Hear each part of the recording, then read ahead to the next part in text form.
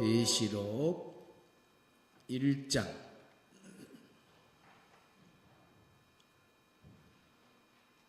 계시록 1장 12절 13절 같이 보겠습니다. 12절 13절 몸을 돌이켜 나에게 말한 음성을 알아보려고 돌이킬 때에 7 금촛대를 보았는데 촛대 사이에 인자 같은 이가 발에 끌리는 옷을 입고 가슴에 금띠를 띠고. 아멘. 어제 설교 말씀 요약 보겠습니다. 요한계시록 1장 11절 설교 말씀 그 핵심 내용을 빠르게 한번 살펴볼게요. 자, 이 설교는요, 사도 요한이 환상 중에 본 걸 기록해서 지금의 터키 지역이죠. 소아시아에 있던 7 교회에 보내라는 명령을 받은 그 장면에 초점을 맞춰요. 근데 이게 거의 2000년 전 얘기인데 과연 오늘 우리 신앙인들에게는 어떤 의미가 있을까요? 중요한 포인트 3가지가 있어요. 첫째는요, 핵심 명령이 기록해서 보내라 이거예요. 그러니까 하나님께 받은 어떤 계시나 말씀, 이걸 그냥 나 혼자 알고 있으면 안 되고 꼭 기록하고 또 전해야 한다는 거죠. 이게 바로 하나님의 명령이고 우리의 사명이라는 거예요. 둘째, 복음이라는 건 나 혼자 소유하는 게 아니라 함께 나누는 거라는 개념이에요. 받은 말씀을 그냥 간직하지 말고 카톡이든 유튜브든 요즘 방식으로도 괜찮으니까 적극적으로 다른 사람들과 나눠야 한다는 거죠. 우리가 복음의 통로가 되어야 한다는 말이에요. 그리고 셋째, 이렇게 말씀을 전하는 건 하나님이 우리에게 맡기신 책임을 다 하는 거고 거기에는 분명 상급이 따른다는 거예요. 누구한테 전할까? 이건 우리가 판단할 게 아니고 성령의 인도하심을 따라야 하고요. 칭찬받는 교회든 책망받는 교회든 하나님은 모두에게 말씀을 전하라고 하셨다는 거죠. 결국 이 설교는 우리가 받은 복음과 말씀을 나만 갖지 말고 적극적으로 나누고 전달할 때 하나님께서 주시는 의미 있는 보상이 있다는 걸 강조하고 있습니다. 몸을 돌이켜 나에게 말한 음성을 알아보려고 돌이킬 때에 7 금촛대를 보았는데 촛대 사이에 인자 같은 이가 발에 끌리는 옷을 입고 가슴에 금띠를 띠고. 아멘. 따라합시다. 복음은 소유가 아니라 공유입니다. 우리 성도들 열심히 복음을 잘 나누고 그래서 또 여러분을 통해서 하나님의 나라가 계속 확장되어 나가기를 주의 이름으로 축복합니다. 좌우 옆 사람 인사 나누겠습니다. 잘 오셨습니다. 감사합니다. 오늘 또 이렇게 또 귀한 분들 나오셔서 말씀 사모하는 모습이 너무 아름답습니다. 자, 오늘 12절, 13절 말씀의 중요한 단어가 금촛대입니다. 금촛대, 그리고 그 금촛대 사이로 다니시는 분이 있다 그러는데 금촛대가 어려운 말이고 또 금촛대 사이에 거닐고 계시는 분이 누굴까? 그것이 오늘 키 워드가 되겠습니다. 자, 먼저 요한계시록 금촛대에 대한 이야기 들어보겠습니다. 예, 지금 이제 오늘부터는 12가지 예수님의 모습을 보게 될 거예요. 따라합시다. 재림 예수님의 12가지 모습. 재림 예수님의 12가지 모습이 이제 12절에 13절에 나와 있습니다. 첫째는 촛대 사이에 계심. 예수님, 다시 오실 예수님은 어떤 모습이냐? 재림 예수님의 12가지 모습. 첫째는 뭐라고요? 촛대 사이에 계심. 원문을 그대로 갖다 올려놨습니다. 헵타 루크니아스 크리사스. 그래서 헵타라고 하는 말은 7 금촛대 사이에 그랬잖아요. 7 금촛대란 말 나오죠. 여기 촛대라는 말이 루크니아스 등잔대, 퀴리사스는 금, 황금. 그러니까 7 금촛대, 7 금촛대, 황금으로 된 7 등잔대. 여기 금촛대는 금이라고 하는 것은 보배성을 나타냅니다. 보배성. 그래서 여기 하나님의 보배로운 교회들, 그걸 상징해요. 즉 그리스도의 빛을 비추는 7 교회를 의미한다. 그래서 금촛대는 교회를 의미해요. 교회. 그래서 금촛대 거기다가 줄 그어서 7교회 그렇게 쓰시면 돼요. 7교회를 의미한다. 7금촛대는 단순한 물체가 아니라 하나님의 임재 가운데 세워진 거룩하고 빛나는 교회 공동체를 의미한다.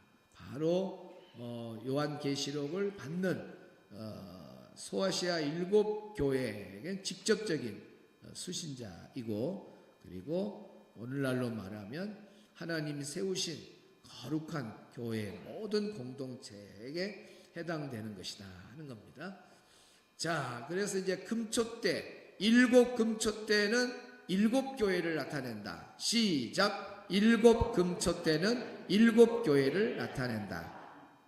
딱 머리에 넣으세요. 자, 그 다음에 이제 13절에 보면 금촛대 사이에 거닐다 그랬죠. 예수님의 모습이 사이라 그러니까 우리는 좀 어떤 가에서 끼어 있는 그런 걸로 아는데, 이제 원문을 보시면 알 수가 있습니다. 자, 사이에 카이라고 하는 말은 그리고 그죠.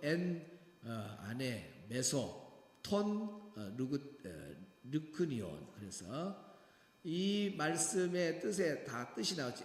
안에, 가운데, 속에 공간적 표함이 의미되어 있고, 메소라고 하는 말은 가운데, 중앙, 중심 그 말입니다.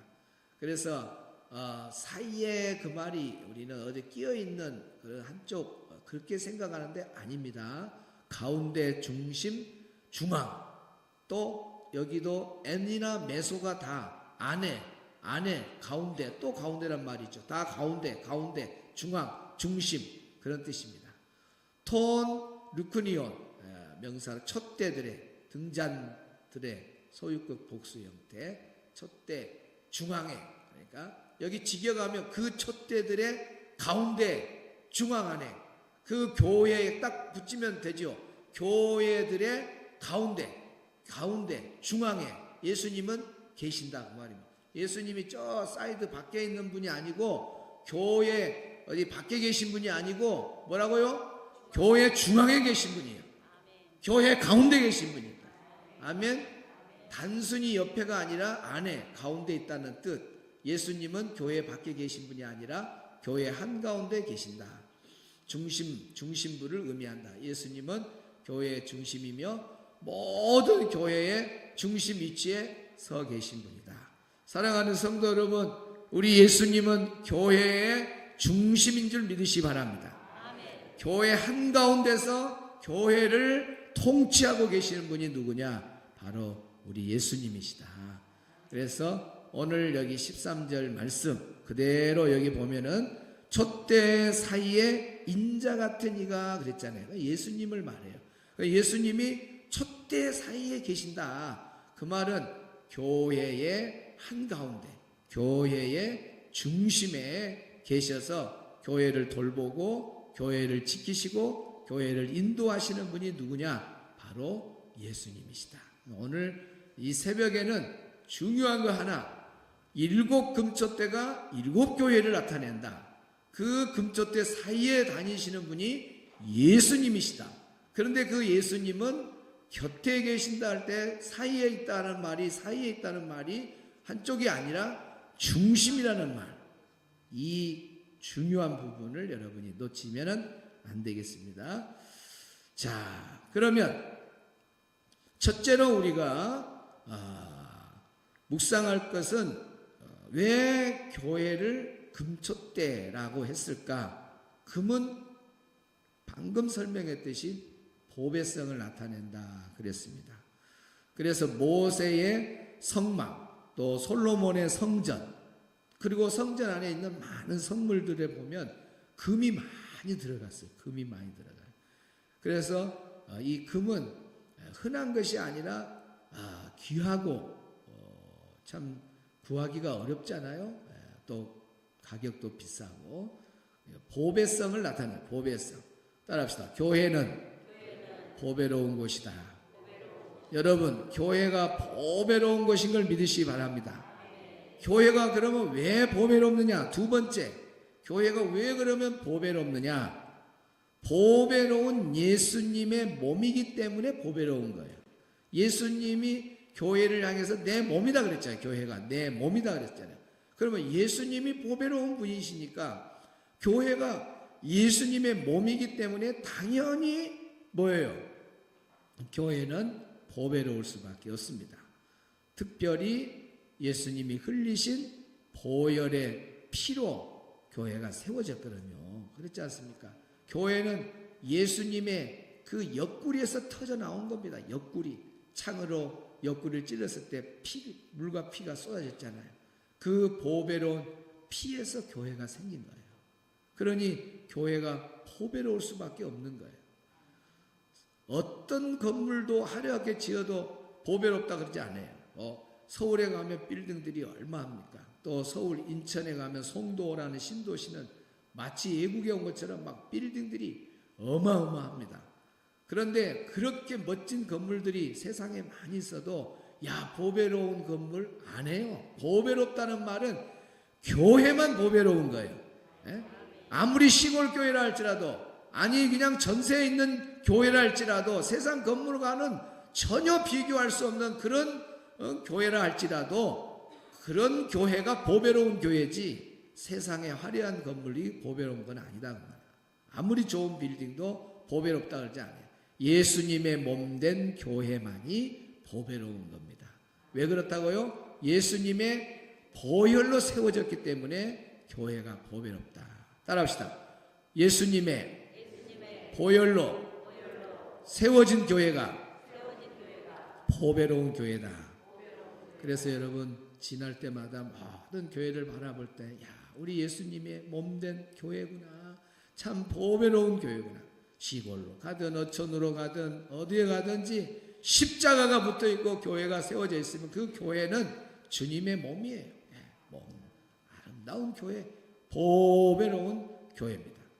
그래서 그 보배로운 교회의 가운데 계시는 거예요. 예수님이. 그리고 교회를 지키는 겁니다. 교회를 지키는 거예요. 밤낮으로 24시간 교회를 지키시고 돌보시고 교회와 함께 하시는 분이 바로 예수님이십니다. 그러니 교회와 상대해서 교회하고 싸워가지고 이기려고 하는 사람들이 있단 말입니다. 그런 사람들은 정말 어리석은 사람들이죠. 어리석은 사람 중에 어리석은 사람들이에요. 역사적으로 보면은 디오클라티아누스라고 하는 황제가 있었어요. 이 황제는 기독교 말살령을 내렸습니다. 기독교 말살령. 그래가지고 전부 성경을 다 불태워버리고 그리고 교회를 전부 파괴했습니다. 교회를 파괴. 코로나 때 보니까 코로나 이후에 중국 막 포크레인으로 교회 파괴한 거 봤죠? 그런 식으로 세워진 교회들을 다 해서 기독교를 없애버리자. 이런 무서운 황제가 있었어요. 그러니까 그때 교회가 파괴될 때 교회가 이제 끝났구나. 아닙니다. 오히려 10년 후에 콘스탄틴 대제가 딱 등장해서 로마가 기독교를 313년에 기독교를 공인해요. 아니 교회를 박살낸다는 사람 그 말 했던 그가 물러가고 10년 만에 오히려 로마는 313년에 뭐가 됐다고요? 기독교 공인국가가 된 거예요.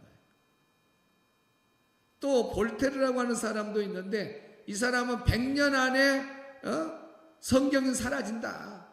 100년 안에 성경은 사라진다고 말은 예수 믿는 사람도 없고 교회도 이제 다 쇠퇴해버릴 거다. 100년 안에. 그런 말에 똑같습니다. 그래서 그도 그냥 교회를 조롱하고 성경 불태우면서 하나님 말씀하고 조롱했던 그가 오히려 죽은 다음에 그 성경을 없애버리고 100년 안에 사라진다고 말했던 그 사람 집이 오히려 그 사람은 죽었어도 핍박자 그는 죽었어도 그 집이 성경을 인쇄하는 집으로 바뀌었어요. 참 희한하죠. 성경이 100년 안에 사라진다고 말했던 그 집이, 볼테르란 집이 오히려 죽은 다음에는 그 집이 성경 인쇄하는 집으로 바뀌어버렸어요. 여러분, 교회하고 상대한다? 하나님하고 상대한다? 말도 안 되죠. 말도 안 돼. 그런데 어리석은 사람들이 더러 있어요. 교회마다 교회와 싸워서 교회를 힘들게 하고 교회 부흥을 가로막는 그런 어리석은 사람들이 많아요. 우리 순천의 지역에서도 제가 잘 아는 장로님은 그 교회 역사가 오래됐는데 그 역사에 함께 해오신 분이에요. 그러면서 자기는 신앙생활하면서 철저히 두 가지를 명심했대. 나는 교회에 대적하지 않는다. 나는 주의 종에게 대적하지 않는다. 딱 두 가지를 결심했대. 왜 그러냐?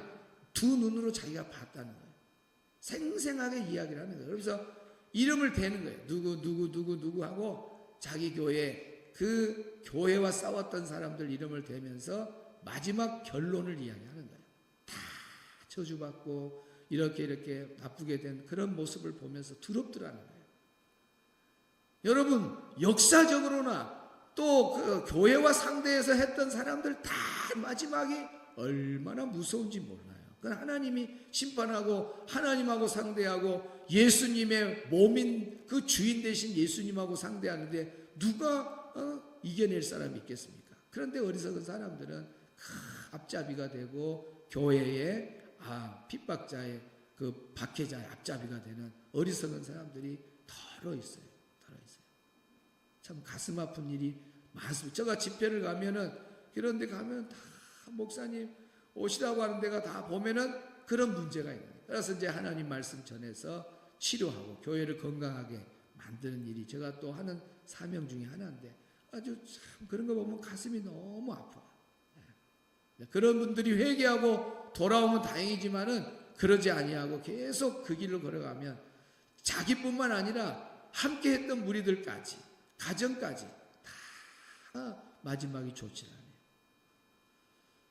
또 우리 교회도 여기 들어올 때 마을 사람들이 얼마나 적극적으로 막 프랑카드 걸고 얼마나 반대하고 그랬습니까?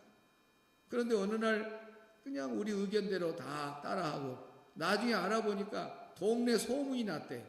교회하고 싸워봐라 너희들이 교회하고 싸워갖고 잘된 놈들 하나도 없다. 그 소문이 있다고 하니까 젊은 사람들이 꼬리를 다 내려불고 그 소문이 그냥 들린 거 아니잖아요. 자기들끼리 하는 말이야. 예수 믿는 우리 교인들이 가서 말했으면 안 들을 거예요. 그런데 자기들 잘 아는 사람들이 야 누가 교회하고 이러다가 이러댔단다이. 너 교회하고 상대하다가 너 이러댔단다. 그러니까 놀래갖고 저 안 믿는 동네 지금도 전도해도 통 돌아오지도 않는 이 마을 사람들이 그냥 꼬리를 내려갖고 그래서 이렇게 교회가 들어와서 지금 우리 교회가 얼마나 큰 일들을 많이 합니까? 할렐루야! 여러분 항상 신앙생활하면서 정말 주의할 것이 뭐냐? 교회하고 좋은 관계를 가지셔야 됩니다. 항상 주의 종과 또 주의 종에 대한 이야기가 또 바로 나오잖아요. 오늘은 교회에 관한 이야기. 7 금촛대 그것은 교회를 상징하는데 그 촛대 사이를 다니신 분이 예수님이시다. 예수님은 교회 중심에 계시면서 예수님이 교회를 통치하고 다스리고 지키시는데 누가 교회하고 싸워 이길 자가 있겠습니까? 오늘 우리 성도들은 오히려 교회를 통해서 복을 받는 멋진 성도들이 되기를 주의 이름으로 축복합니다. 세 번째, 교회가 촛대라고 하는 것은 교회는 빛을 발해요. 금촛대, 촛대는 빛을 발하는 거잖아요. 교회는 빛을 발하는 겁니다. 예수님의 빛을 발하는 겁니다. 생명의 빛을 발하고 복음의 빛을 발해야 됩니다. 교회가 불이 꺼져 있으면 안 돼요. 등대는 불이 켜 있는 것이 사명입니다. 그래서 빛이 어두움 속에서 길이 되어줘야 돼요. 이 세상은 어두운 곳, 제약된 어두운 세상이잖아요. 교회가 빛이 되어서 복음의 빛을 발하여서 많은 사람들의 생명을 건져내는 마지막 때의 구원의 방주가 되어야 됩니다. 할렐루야. 존 맥스웰의 책, 화면에 나오죠. 존 맥스웰의 책에 내 안의 리더를 개발하라. 그런 책이 있습니다. Developing the Leader Within You라고 하는 존 맥스웰의 책인데 인물도 멋있죠. 그리고 책 표지도 이렇게 색깔이 좀 양쪽으로 대비하면서 검정색, 빨간색, 하얀글 이렇게 되어 있는 표지입니다. 이 책에 보면 등대지기 이야기가 나와요. 등대지기 이야기. 지금은 등대들이 다 보면은 태양광으로 이렇게 하고 또 전기로 불을 밝힙니다. 근데 옛날 등대들은 다 기름으로 해서 불을 밝혔어요. 그런데 이 마을에 사람들 중에 가난하고 어려운 사람들이 있어요. 그 사람들이 등대지기에 와가지고 아이고 우리가 먹을 것이 없다고 기름 좀 달라고 그러면 이제 그 등대지기가 보니까 사정이 딱해. 그래가지고 기름을 줘요. 그러면 그거 팔아서 또 끈이를 이어가고 그런 사람들이 있었어요. 또 어떤 사람은 와서 우리 아이가 대학을 들어가야 되는데 등록금이 없다고 기름 좀 달라고. 오는 사람마다 기름 달라는 사람들이 다 그런 사정이 있는 사람들이에요. 그래서 이 사람 저 사람 오면은 기름을 줬는데 주다 보니까 기름이 다 떨어졌어요. 그래서 어느 날 마을 청년들이 다 배를 타고 가서 이제 고기를 낚고 돌아오는 길에 이 등대가 불이 있어야 그 불을 보고 마을 청년들이 돌아올 텐데 불을 못 본 거예요. 그래가지고 결국은 그 모든 마을 청년들이 다 죽고 말아요. 여러분, 등대가 빛을 발하는 것이 사명입니다. 안 그래요, 여러분? 그런데 불이 꺼져버리니까 마을에 많은 사람들이, 청년들이 다 돌아오지 못하고 그대로 죽어간 그런 이야기가 존 맥스웰이 쓴 책 안에 이 예화로 들어있는 걸 보게 됩니다. 여러분, 교회는 불이 밝혀 있어야 합니다. 생명의 빛, 복음의 빛이 다 밝혀 있어서 교회를 통해서 많은 영혼들이 구원받는 역사가 나타나야 될 줄로 믿습니다. 오늘 우리 교회는 마지막 때에 정말 구원의 방주가 되어서 길을 잃고 있는 이 어두운 캄캄한 세상 속에서 우리 교회를 통해서 수많은 전도자들을 통해서 많은 생명들을 건져내는 구원선이 되기를 주의 이름으로 축복합니다. 할렐루야. 그래서 우리가 이제 1년에 한 사람 전도하는데 올해 한 해도 이제 마무리가 돼 가잖아요. 사랑의 온도가 상반기 때 많이 올라갔어요. 이제 하반기 남아 있는데 지금부터 이제 열심히 우리가 남은 기간 12월 말까지 최선을 다해서 한 명 전도, 우리 한 명 전도하는데 최선을 다해서 목표를 다 이루고 새벽에 나오신 여러분들이라도 한 명씩 하면은 100명 바로 남아있는 기간 동안 다 채울 줄로 믿습니다. 할렐루야. 나에게도 한 영혼 주옵소서. 3번 시작.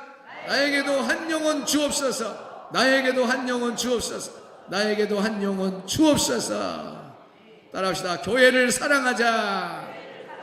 교회를 사랑하자. 교회를 사랑하자. 아멘. 시온성 같은 교회,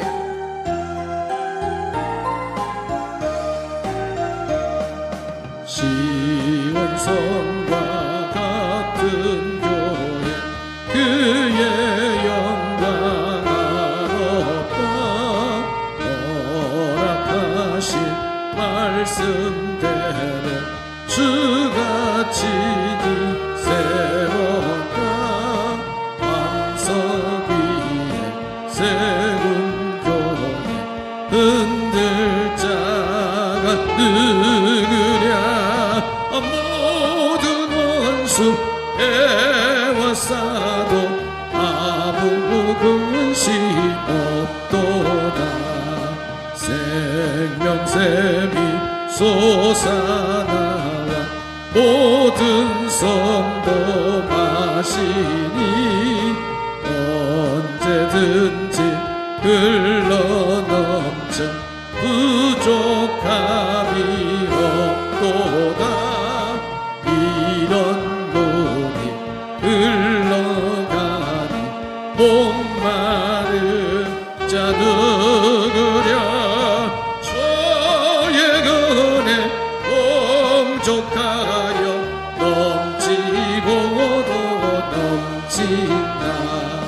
주의 은혜 내가 받아 시온 백성 되는 세상 사람 지방에도 주를 찬송하리라.